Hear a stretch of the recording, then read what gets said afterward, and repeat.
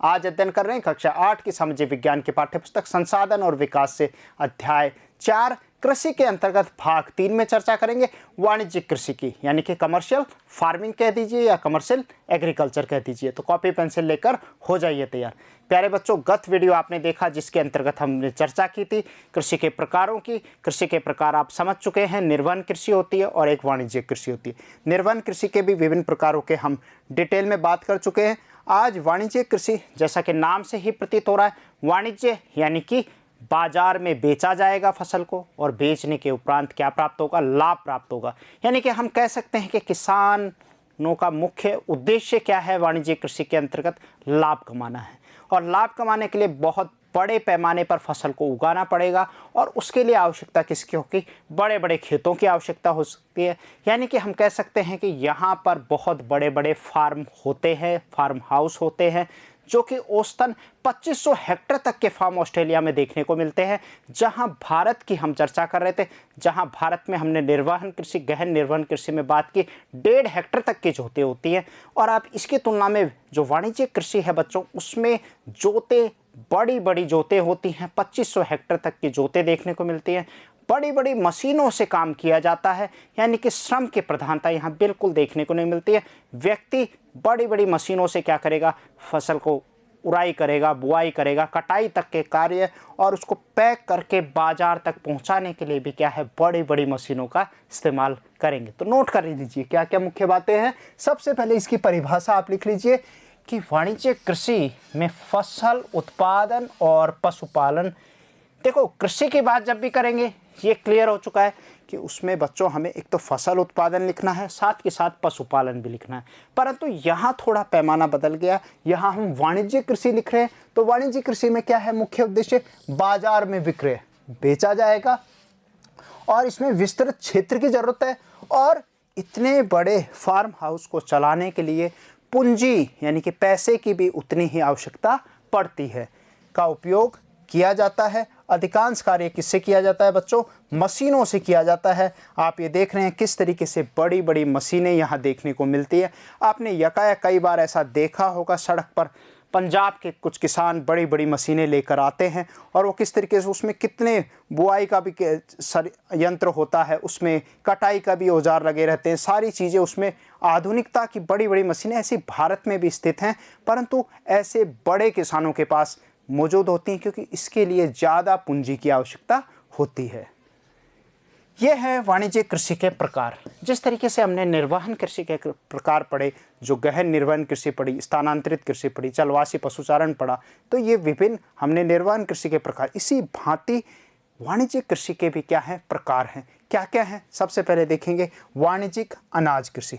यानी कि यहाँ पर बताया गया कि बड़े बड़े फार्म हाउस हैं, तो किसान क्या करता है, उनमें एक ही फसल को उगा देता है, पूरे खेत में एक ही फसल। गेहूँ उगाएगा पूरे खेत में, यानी कि शीतोष्ण जैसे घास के मैदान है, विशेष रूप से इसके लिए प्रसिद्ध है। प्रेरीज है, स्टेपीज है, पंपास है, डाउन्स के इलाके हैं, ये इलाके सब इसमें अंतर्गत ही, जो शीतोष्ण घास के मैदानों में इस तरीके की उपजें देखने को मिलती हैं।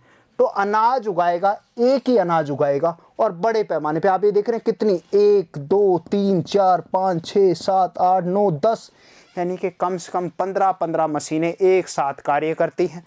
तो बड़े पैमाने पे इस पर डिटेल मिलेंगे। दूसरा इसका प्रकार है मिश्रित कृषि। नाम से प्रतीत हो रहा है मिश्रित, यानी कि कई फसलों को बोएंगे, बिल्कुल नहीं बोएंगे, कई फसलों को नहीं बोएंगे। यहाँ मिश्रित यानी कि खेती भी करेंगे, खेती करने के साथ पशुपालन को भी उसके साथ करेंगे। यानी कि यहाँ पर जो है खेती से भी उपज तैयार होगी, वह भी बाजार में बेचा जाएगा और पशुपालन भी किया जाएगा और उसका जो उत्पाद होगा उसको भी बाजार में बेचा जाएगा और लाभ कमाया जाएगा। यानी कि पहले हम क्या देख रहे थे, गहन निर्वहन कृषि देख रहे थे, पशुपालन वहाँ भी हो रहा, परंतु सिर्फ परिवार की आवश्यकता को पूरा करने के लिए ही उसका उपयोग हो रहा था। यहाँ जब भी जिक्र आए वाणिज्य का, तो बच्चों एक चीज लिखना मत भूलना, यानी कि लाभ कमाना मुख्य उद्देश्य होता है इसका।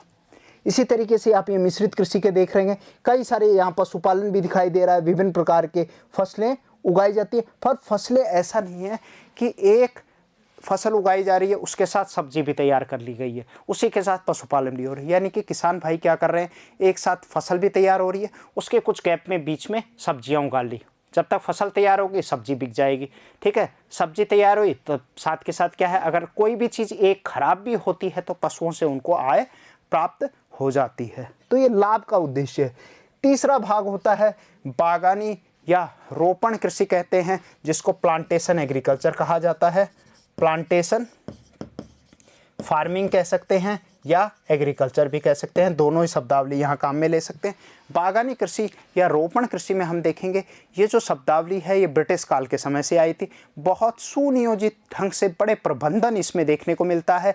एक फसल उगाई जाती है, बड़े लंबे समय तक एक बार उगाने के बाद बच्चों उसको काटना नहीं पड़ता, उससे फल आता रहता है। जैसे चाय के बागान लगा दिए, ढाली इलाकों में लगाते हैं, पहाड़ी इलाकों में आपने देखा है, वहाँ पर ढाल वाले इलाकों में इस तरीके के आपने जो सीढ़ी नुमा खेत तैयार किए जाते हैं चाय के। इसी तरीके से कहवा है, रबड़ है, केला है, कपास है, कई सारी चीज़ें यहाँ देखने को मिलेगी। रबड़ की खेती होती है, रबड़ के प्लांटेशन, बिल्कुल जिससे आपका रबड़ बनता है, लेटेक्स से बनता है रबड़, तो उसकी भी बच्चों क्या होती है, खेती होती है।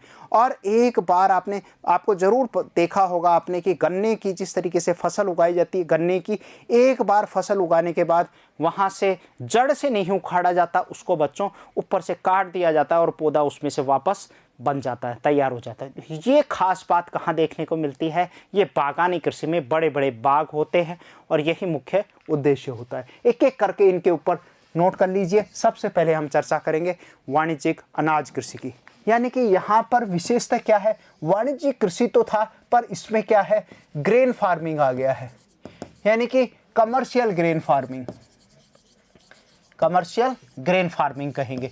यानी कि अब यहाँ पर किसान क्या करेगा, एक कोई अनाज सेलेक्ट करेगा। अनाज क्या है, या फिर गेहूं उगा देगा, वीट उगा सकता है, ठीक है, या फिर मक्का उगा देगा, मेज उगा देगा, जिसको अमेरिका में कॉर्न कहा जाता है। इसके ऊपर भी अभी अध्ययन करेंगे।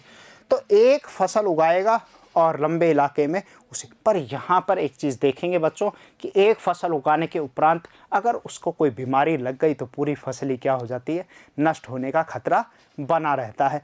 परंतु लाभ कमाने के लिए ऐसे जोखिम उठाने पड़ते हैं।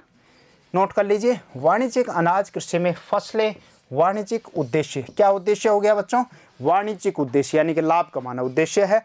और विशेष रूप से क्या है, गेहूं और मक्का उगाया जा रहा है, सामान्य रूप से उगाई जाने वाली फसलें हैं। कहाँ, क्षेत्र कौन से हैं, इलाके याद कर लीजिए, कौन से क्षेत्र जिनमें उगाया जाता है, उत्तरी अमेरिका है, यूरोप है। विशेष रूप से आप अमेरिका में जिस तरीके से उत्तरी अमेरिका का जिक्र आ रहा है तो प्रेरी घास के मैदान हैं, स्टेपीज़ है जो यूरोप और एशिया के इलाकों में आ जाते हैं, डाउन्स के इलाके हैं जो ऑस्ट्रेलिया में आते हैं। तो विशेष रूप से बड़े बड़े घास के मैदान थे, अब इनको इस तरीके के वाणिज्यिक कृषि करने के लिए काम में लिया जा रहा है। एशिया के शीतोष्ण घास के मैदान वाणिज्यिक अनाज कृषि के लिए मुख्य क्षेत्र होते हैं। इसके उपरांत ये क्षेत्र क्या है, सैकड़ों हेक्टर के बड़े फार्म। मैंने बताया आप लोगों को कि 2500 हेक्टर एक सामान्य बात है, इतने बड़े खेत होना। अब आप ये देखिए कितने बड़े बड़े खेत हैं, बड़े फार्म क्या कहा जाता है, बड़े फार्म से युक्त विरल आबादी वाले होते हैं। अब वहाँ जनसंख्या तो है नहीं भारत की जितनी, तो क्या है, आदमी कम है, मशीनें उपलब्ध हैं और मशीनों की मदद से क्या करते हैं, खेती करते हैं। और कैसे क्षेत्र हैं बच्चों, अत्याधिक ठंड वर्धन काल को क्या कर देती है, बाधित कर देती है, यानी कि फसल जब पकती है तो थोड़ी इसमें दिक्कतें आती हैं। केवल एक ही फसल उगाई जाती है, ये बहुत खास चीज़ है, इसको नोट कर लेना। स्टार्टिंग में भी मैंने बताया सिर्फ एक ही फसल को उगाया जा रहा है। आप ये देखिए फसल तैयार होने के बाद किस तरीके से, देखिए हार्वेस्टर लगा हुआ है, काटा जा रहा है, बोरी में भी भरा जा रहा है, पैक होके बाजार जा रहा है, पूरी चीज़ें। ये देखिए पूरा फार्म, ये पूरा का पूरा फार्म आपको दिखाई दे रहा है, किस तरीके से ये फार्म यहाँ पर तैयार किए जा रहे हैं। अगला है मिश्रित कृषि। नाम पे मत जाइएगा, मिश्रित कृषि का मतलब ये नहीं है कि कई फसलों को एक साथ उगा दो, बिल्कुल नहीं। कई बच्चे इस पे गलत जवाब देते हैं हमेशा। याद रखना है मिश्रित कृषि क्या है। मिश्रित कृषि में भूमि का उपयोग भोजन व चारे की फसलें उगाने और पशुपालन। उपयोग क्या है, भोजन पहला, चारे की फसल। तो बच्चों एक चीज़ याद कर ले, चारे की फसल भी उगाई जा रही है, साथ के साथ कुछ सब्जियों को भी उगा दिया जाता है। और पशुपालन भी है, परंतु इन सब का उद्देश्य क्या है बच्चों? लाभ कमाना इनका उद्देश्य है, क्योंकि खेती तो पहले भी हो रही थी, पर ये सब किसके अंतर्गत है? वाणिज्यिक कृषि के प्रकार हैं। यह कहाँ है? क्षेत्र कौन कौन से हैं? क्षेत्र लिख लीजिए। कहाँ पर? यूरोप है, पूर्वी संयुक्त राज्य अमेरिका है, अर्जेंटीना है, दक्षिणी पूर्वी ऑस्ट्रेलिया है, न्यूजीलैंड है, दक्षिणी अफ्रीका के ये प्रचलित प्रदेश हैं जहाँ पर मिश्रित कृषि की जाती है। आप ये देख सकते हैं, यहाँ पर खेत भी है और पशुओं को भी पाला जा रहा है, और पशुओं को फिर बाद में क्या है? मांस मंडियों में बेचने के लिए भेज दिया जाता है। अगला देखते हैं, रोपण कृषि। रोपण कृषि जिसको क्या कहा जाता है?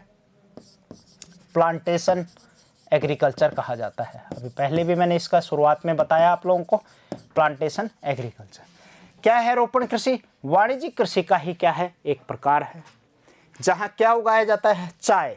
ये चाय उगाई जा रही है। फिर क्या है? कहवा उगाया जा रहा है। क्या उगाया जा रहा है? काजू उगाया जा रहा है। ठीक है, उसके बाद रबड़ उगाया जाता है। ये देखिए रबड़ उगाया जा रहा है।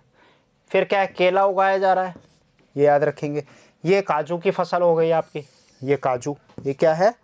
काजू की फसल हो गई, बिल्कुल काजू। और ये क्या है? ये कपास है।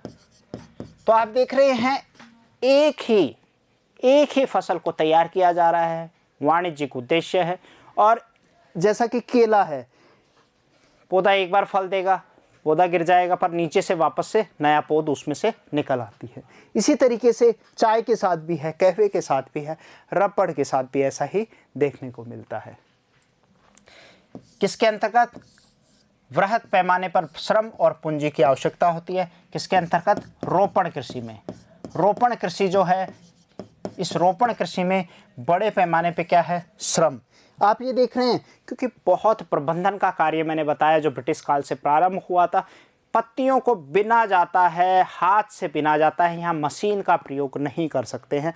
पत्तियों को बिनकर टोकरी में भरा जा रहा है, और आप ये देख रहे हैं किस तरीके से महिलाएं, और विशेष रूप से अधिकतर महिलाएं इस क्षेत्र में इस कार्य से जुड़ी रहती हैं, और बड़े लंबे समय तक उनको कार्य करना पड़ता है। आप ये देख रहे हैं पत्तियों को चुनना है, और पूंजी की भी आवश्यकता होती है, क्योंकि ज़्यादा लोगों को अगर श्रमिक के रूप में रखेंगे तो उन्हें पैसा भी देना पड़ता है।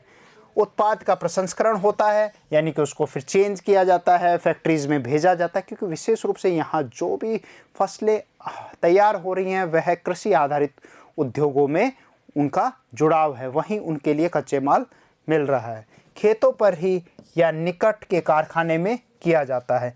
इस प्रकार इस कृषि में परिवहन जाल के विकास की अनिवार्यता होना बहुत ज़रूरी है, यानी कि परिवहन का जाल सुनियोजित होना ज़रूरी है, क्योंकि माल को तोड़ना है, तैयार किया, उसके बाद प्रसंस्करण के लिए उसको उद्योग तक पहुंचाने के लिए आवश्यकता किसकी होती है? परिवहन के जाल की, यानी कि यातायात के साधन होने आवश्यक हैं। रोपण कृषि के मुख्य क्षेत्र कौन कौन से हैं विश्व के अंतर्गत? अगर हम देखें, विशेष रूप से उष्ण कटिबंधीय जो प्रदेश हैं वह इसके अंतर्गत आते हैं। उष्ण कटिबंधीय प्रदेश यानी कि जो विषुवत रेखीय इलाके है, विषुवत रेखा है, आप कर्क रेखा तक चले जाइए और दक्षिण में मकर रेखा तक चले जाइए, इसके पास के जो इलाके ये सब उष्ण कटिबंधीय प्रदेश हैं। मलेशिया का बड़ा नाम आता है रबड़ के लिए, ब्राज़ील में कहवे के लिए प्रसिद्ध है, और भारत जो है और श्रीलंका है ये चाय के लिए प्रसिद्ध है। आप ये देख सकते हैं, ये जो इलाका दिखा रहा है मलेशिया का इलाका है। यहाँ से देख लीजिए, ये वाला जो इलाका है ये मलेशिया का इलाका है, ये मलेशिया है। यहाँ पर ये इलाका जो दिखा रखे ये वाला इलाका, ठीक है। इसी तरीके से ब्राज़ील का इलाका है, ये ब्राज़ील का इलाका है, ब्राज़ील का इलाका है, ब्राज़ील का इलाका है। इसी तरीके से आप ये देख सकते हैं अफ्रीका में दिखाया गया है, कोका और कॉफ़ी है। इसी तरीके से भारत के अंतर्गत आप ये देख रहे हैं, भारत के अंदर असम बड़ा प्रसिद्ध है चाय के लिए, ठीक है, और दक्षिण वाले भाग कहवे के लिए प्रसिद्ध है।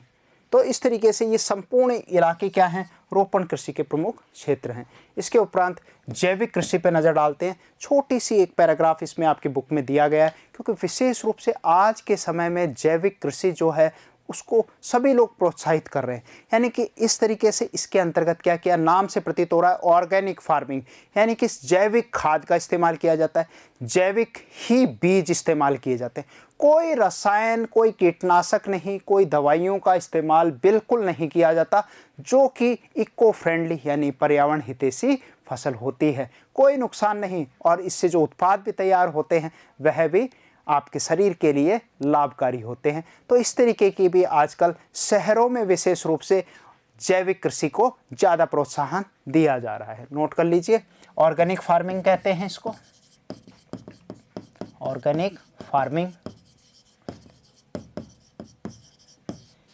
इस प्रकार की कृषि में रासायनिक खादों के स्थान पर क्या किया जाता है बच्चों, जैविक खाद का प्रयोग किया जाता है, प्राकृतिक पीड़ानाशी का उपयोग किया जाता है। प्राकृतिक यानी कि जैसे दवाइयाँ हैं तो नीम की पत्तियों का छिड़काव कर दिया जाता है, नीम की पत्तियों को पीस उससे दवाइयाँ बनाई जाती हैं, और फसल को सुरक्षित रखने के लिए नीम की पत्तियों का इस्तेमाल किया जाता है। बहुत सारे ऐसे जो प्राकृतिक उपाय हैं उनको इसमें लगाया जाता है या काम में लिया जाता है। फसलों का उत्पादन बढ़ाने के लिए कोई आनुवांशिक रूपांतरण नहीं किए जाते, यानी कि कोई भी बायोलॉजिकल यानी कि जेनेटिक कोई भी बदलाव नहीं किए जाते। आपने देखा है बाजार में कई बार सुना होगा, इस सब्जी को इंजेक्शन लगाकर बड़ा कर सकते हैं इस तरीके से, तो ऐसे कोई भी आनुवांशिक कोई भी इसमें प्रयोग नहीं किए जाते। आप ये देख रहे हैं किस तरीके से लहलहाते ये टमाटर आपको दिख रहे हैं खेतों के अंतर्गत, यानी कि आप देख रहे हैं फसल एक तरफ मक्के की भी फसल तैयार, ये मक्का तैयार हो रहा है, मक्का तैयार हो रहा है, इधर क्या है, ये टमाटर की फसल तैयार हो रही है। और किस तरीके से इससे लाभ ज़्यादा से ज़्यादा होता है, क्योंकि प्रकृति हितैषी होती है ये कृषि। तो आज के लिए इतना ही, नमस्कार, जय हिंद।